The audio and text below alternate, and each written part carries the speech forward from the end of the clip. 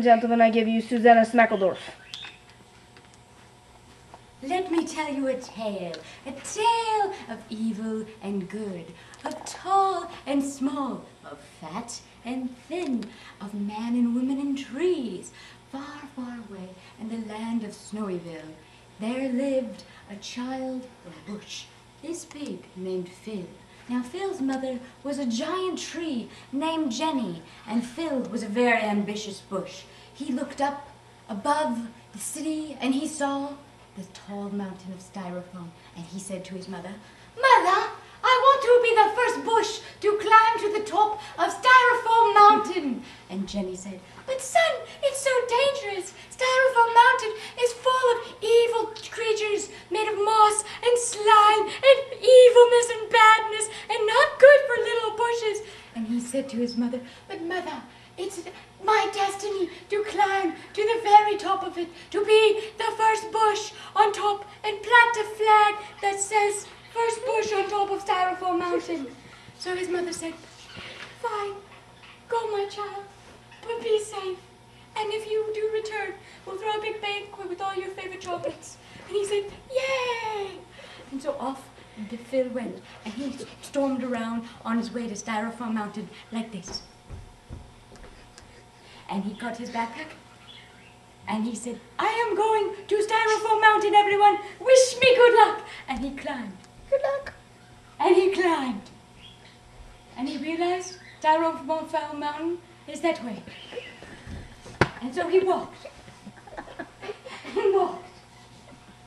And then he came to Styrofoam Mountain. Big mountain, huge, as big as an elephant. Or two, maybe three. Okay, 10! 10 elephants big and fat like your mom.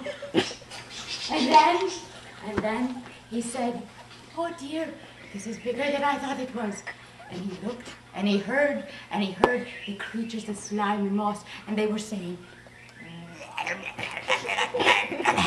and they were looking, and he saw one of them come out of Styrofoam Mountain, and it was going like this.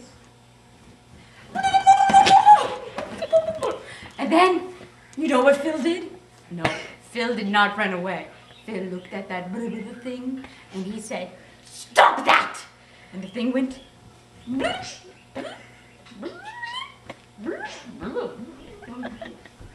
walked away. So Phil right then knew he could stop all the creatures of Styrofoam Mountain. So he went, and he set up camp there because he was exhausted. Took off his backpack, and set up his little tent. And then he sat, and he made a fire, and he roasted marshmallows, and then went to bed. And then the next day, he packed up all his stuff, picked up his tent, picked up his backpack, and climbed, and climbed, and climbed some more. And then he came to the most scariest, horrifying spot ever on Styrofoam Mountain. It was the cave of the lamppost. Oh man, it gets intense here. Okay, so he's like, I have to go through this cave, past the giant light post, to get to the top and plant my flag. How?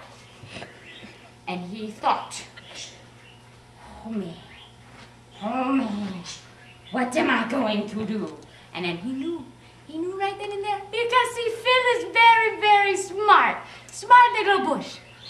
More like, you know, a bush with a brain, like the girl named Mandy, because she's smart. Super smart, he had Mandy's brain in the bush. So, he walked into the cave like so, and he looked around, and you know how you can tell when the lamppost is coming? You see light, you know, because it's a lamppost, you know, it's not like any mythical creature, it's a lamppost. So, he's like, okay, it's dark. The lamppost is not here. I'm okay. And he started walking through the walk. And he looked, and all of a sudden, far away in distance, he sees a flicker of a light. And he's like, oh crud, that's a lamppost. And then he heard, you know, stomping, but yeah, you can't stomp, we got people living downstairs. But stomping, big, boom, boom, boom. So he hears it, and the flicker's getting closer. Then he realizes the flicker, it's going out. It's not staying on. So, he walks over, and he sees it, and the lamppost is this big.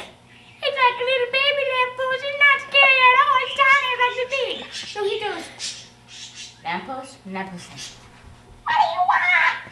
And he says, are you the scary lamppost creature that's supposed to be like, ooh?